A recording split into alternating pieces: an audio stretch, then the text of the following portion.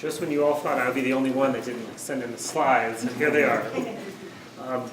I'd like to highlight today some work that I've done that's very engaged with the professional practice of urban planning because I thought it had a high potential for integrative or interdisciplinary collaborations, the kind of theme of the event.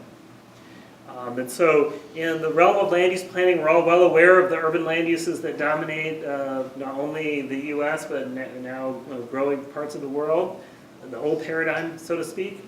And I think there's growing interest in a lot of cities and certainly among professionals in promoting a new paradigm of more sustainable urban development.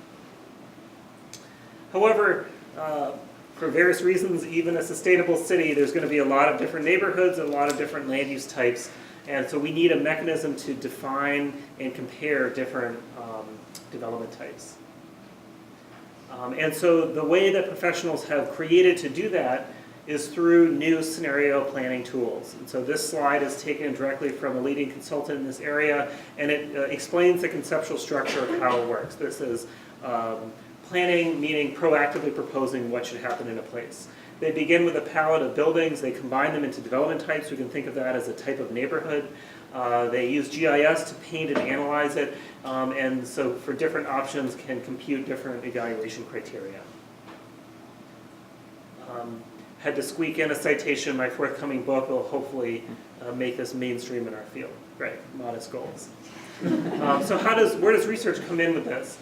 First, I want to convey at a more technical level how these tools work because I think it'll help us understand. So these development types rely on quantitative representations of all of the underlying buildings, which are added in at an abstraction, so it's not like it's a percentage of building, as well as neighborhood characteristics. We're already hearing about things like parks, forests, etc. And so based on all these quantitative attributes, the indicators are computed. Many of the indicators which I think are most useful for actually the stakeholders learning the most from are just simply descriptive. They're just summing up and averaging and creating sums. However, some of the most important from a sustainability and policy point of view are fundamentally predictive. They're taking these quantitative attributes and then they are applying empirically demonstrated relationships. And the one that's really been the most focus is VMT in California with SB 375 and a statewide mandate for all urban plans for regions in California to quantify and show how their land use plans are going to reduce greenhouse gas emissions. So where does the research come in? I've had several different research thrusts surrounding this type of tool.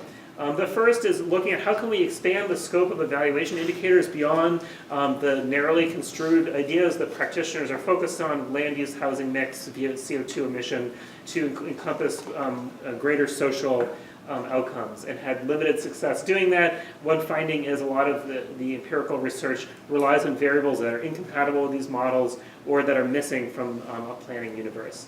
The second is looking at the sites of collaboration where these tools are used. Just because they exist won't mean we make decisions, learn from them, and so that picture gestures towards that. And finally, there's a need, I think, to understand processes of professional adoption and implementation. And part of that will be, or is, looking at empirical proof that these methods and tools produce more sustainable landscapes and outcomes. And then related to this, I teach a course. There's a student in the room, I won't embarrass her, who's been through all this. She's not in this photo. This is from an earlier iteration where they learn the tools in depth and also discuss their limitations and how they can be extended. And finally, my professional engagement is through this group called the Consortium for Scenario Planning with involvement of a number of vendors, professionals, and academics concerned with creation and improvement of these tools and their eventual adoption. And so if you see connections between some of your work and how these methods, which are already in practice, not in the lab, I'd be excited to hear from you.